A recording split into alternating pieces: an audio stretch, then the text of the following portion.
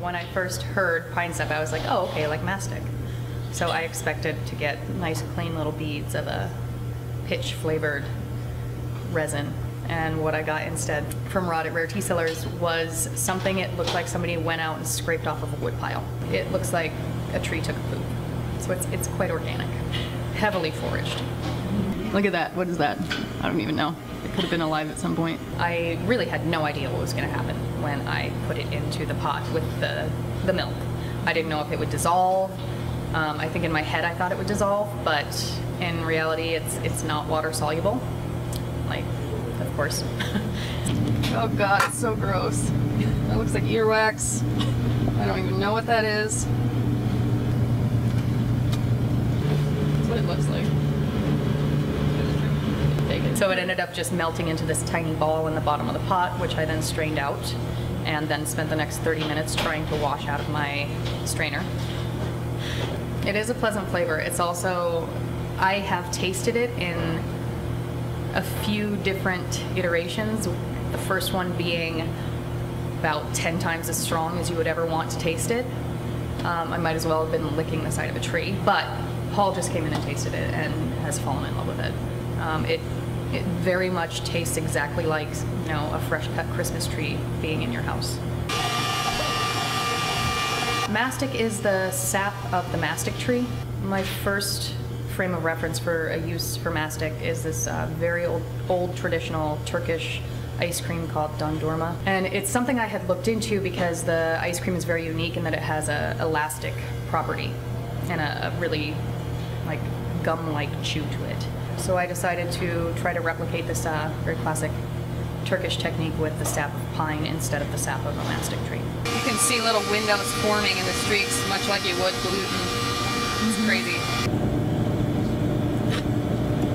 So I don't know if we got it nearly as stretchy as the Turkish do. It doesn't really.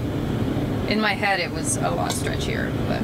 Basically what I'm thinking is all these like sharp, jagged, organic shapes and then how the ice cream is going to be applied because it's not a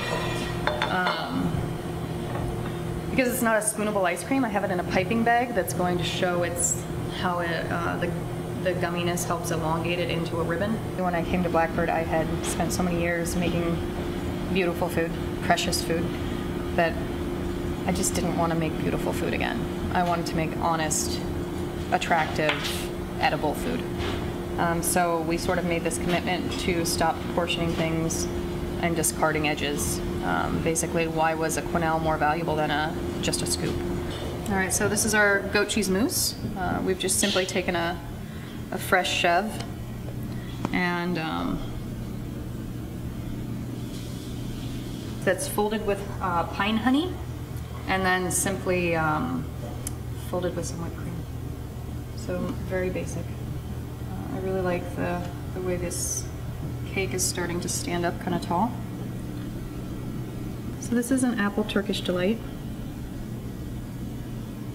Really which direction to take this one in. It's also spoonable.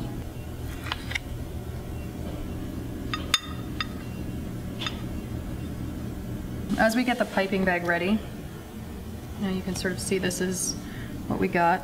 The ice cream itself has this weird like stretch to it. I don't know if I worked enough gum into it, but it definitely is like a stretchy. Now that we have it in a piping bag, we can consider some different shapes.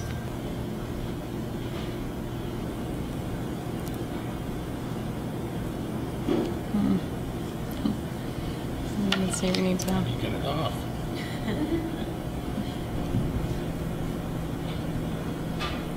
Yeah, this is already not Blackbird enough. See what I mean? Like, the answers sort of come.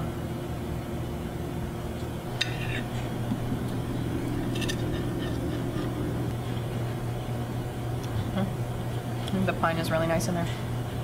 And celery and apple and goat cheese are a really nice contrast to the pine. If this was going to go on our menu, which it actually probably is, we would have to really put a lot of effort into this ice cream becoming I don't know, much more nuanced than it is. It's very bold and brash right now.